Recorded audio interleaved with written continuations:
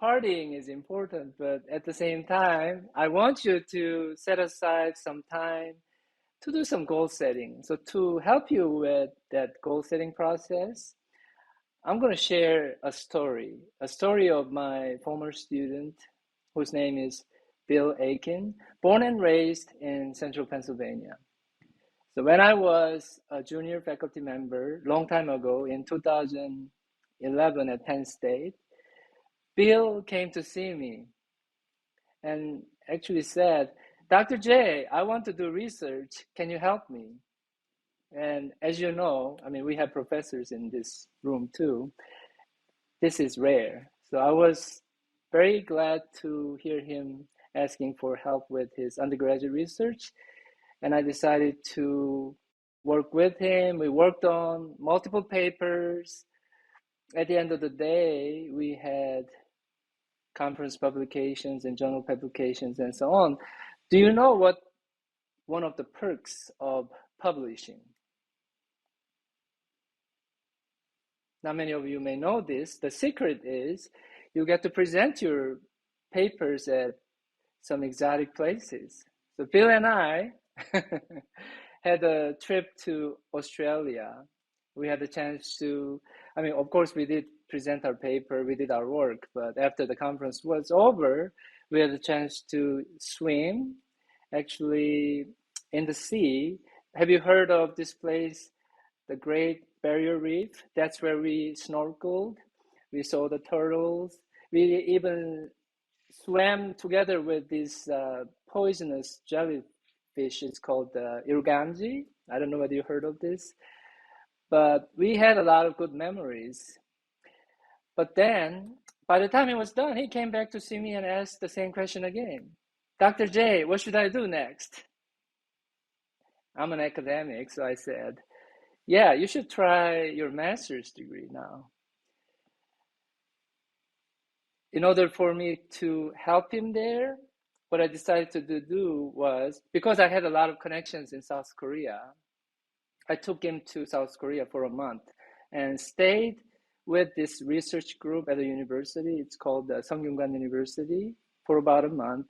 And at the end of the process, Bill said, Dr. J, I want to study in South Korea. But like I said earlier, he was born and raised in central Pennsylvania, so he couldn't speak a word in Korean.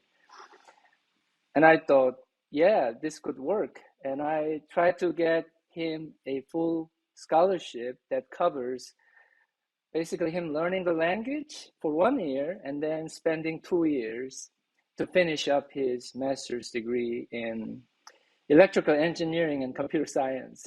Imagine going to classes in Korean and he couldn't speak a language at that time, a word in Korean language. Time passed by. He finished his master's degree successfully. In 2019, about 3 years ago, he came back to see me and asked the same question. Dr. J, what should I do now? And I said, guess what I said? I said, why not try a PhD degree? And he is currently studying in Canada, finishing his PhD degree at the University of Ottawa. I think he has only a couple of years to go to finish his degree, but I'm very proud of him.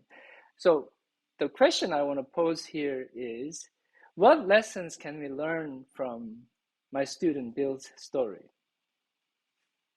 Any idea? Any thoughts? The first lesson is getting out of your comfort zone, because he was really brave in a sense that, he had to move to this country where he couldn't really speak the language, but he really got out of his comfort zone. He took the risk, but he was successful at the end of the day. That's one of the first lessons I want to share with you in terms of what he was able to get out of his experience.